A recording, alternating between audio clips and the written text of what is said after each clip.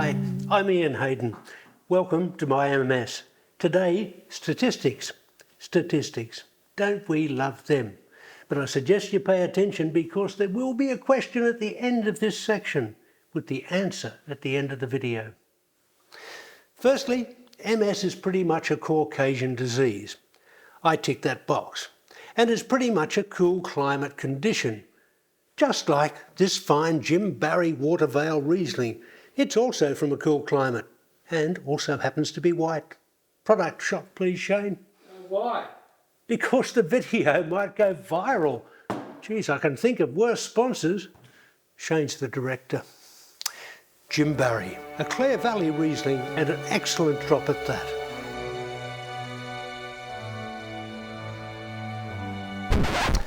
Right, in the UK, 1 in 500 people have MS.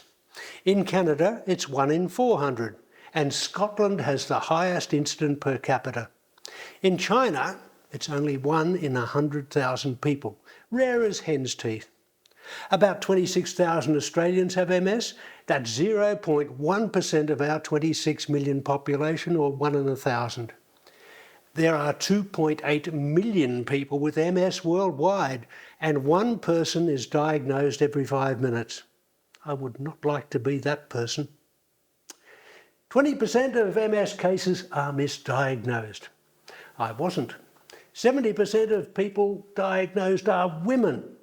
And last time I looked, that box went unticked. Average age for diagnosis, between the ages of 20 and 40. I was 55, so barely a pass, because I was hoping to get to 100. Still am.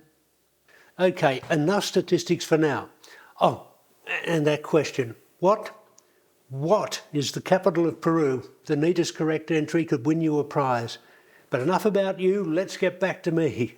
And I lied about the prize. MS can make you say stupid things. Now, I was the wrong age and the wrong gender to fit the average person diagnosed with MS. And it wasn't a doctor who diagnosed me. See, I lived in Vanuatu for a few years, and on return I set up an online travel agency to specialise in arranging weddings and honeymoons in the South Pacific. These are examples of Vanuatu pottery, weaving and sand drawings. Product shot please, Shane. Why? Because the video goes viral. I mean, hello, Air Vanuatu, Virgin Airlines, Vanuatu Tourism, they all have advertising budgets. And being a tax haven, it's a sunny place for shady characters. Anyway, at age 55, I visited Vanuatu for a travel expo, got off the plane and dropped to the tarmac like a sack of spuds. Product shot? No, it's a bloody potato. Sorry. I didn't know it at the time that MS hates heat and humidity. Thinking I'd pinched a nerve, I went to see the physio-chiropractor kinesiologist I used to visit when I lived there, a lovely chap by the name of Gerard Sariani. I arrived at his clinic and he said, "Oh, Monsieur Ian, you are walking as if your legs are on backwards. Je pense sclérose en plaques." "Qu'est-ce que c'est, Gerard?" I asked. "Multiple sclerosis," he replied. "My son's girlfriend has it and she walks exactly like you." So back in Australia, it was off to a GP who happens to have a sister with MS, and he said, "She walks exactly like you." So he referred me to a neurologist who walks exactly like most other people. Noel the neuro sent me off for an MRI, then a lumbar puncture to confirm the MRI findings, and voila, sclerose en plaques. A lumbar puncture, by the way, is also known as a spinal tap, which is an excellent mockumentary movie. This is a top to what we use on stage, but it's very, very special because if you can see, the numbers all go to 11. And an MRI comes with bings, boings, bangs and booms with the volume turned up to 11. Here you go.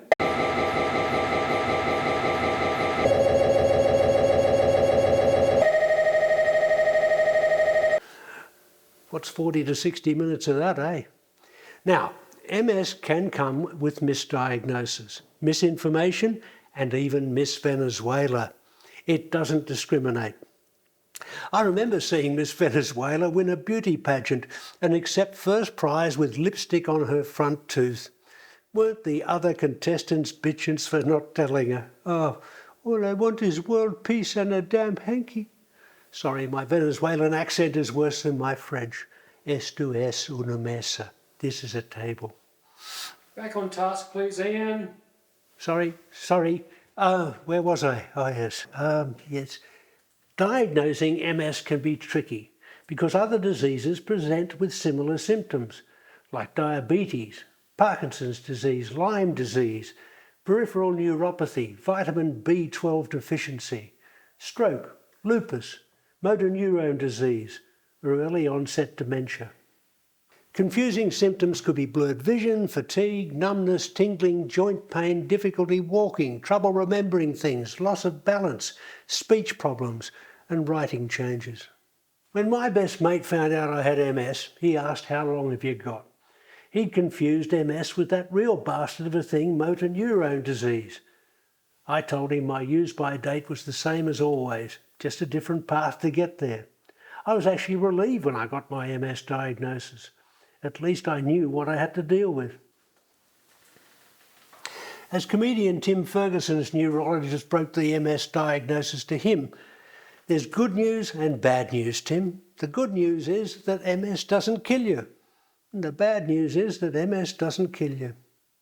And drum roll, please. Here's the bit we've all been waiting for, The Cure. Yes, finally, The Cure. The Cure is an English rock band. There's no cure for MS yet, but there will be one day. I was born into a world that had polio and smallpox. Smallpox has been eradicated and polio is nearly there.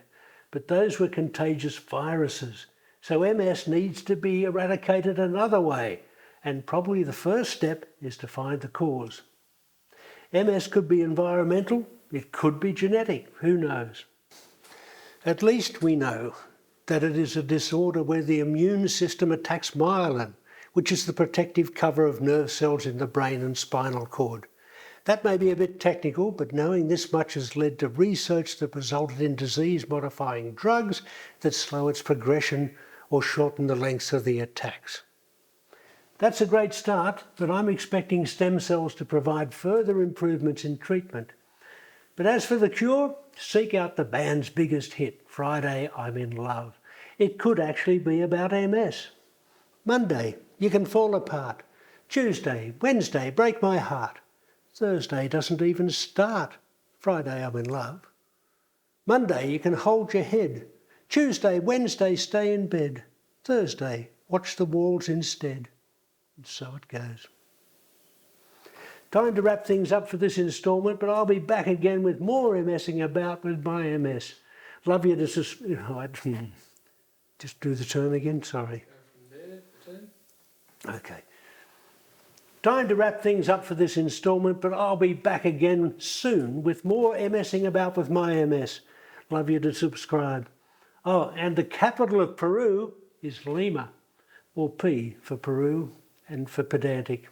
No prize for knowing that, but I'd love you to drop into my social media or website, msingabout.com.au, and drop me a line about something funny that has happened to you thanks to MS. Don't be shy, we're all grown-ups. Thanks for joining me, and bye for now. And you can cut that shit out, can't you, Shane? Yeah, I can do anything, mate.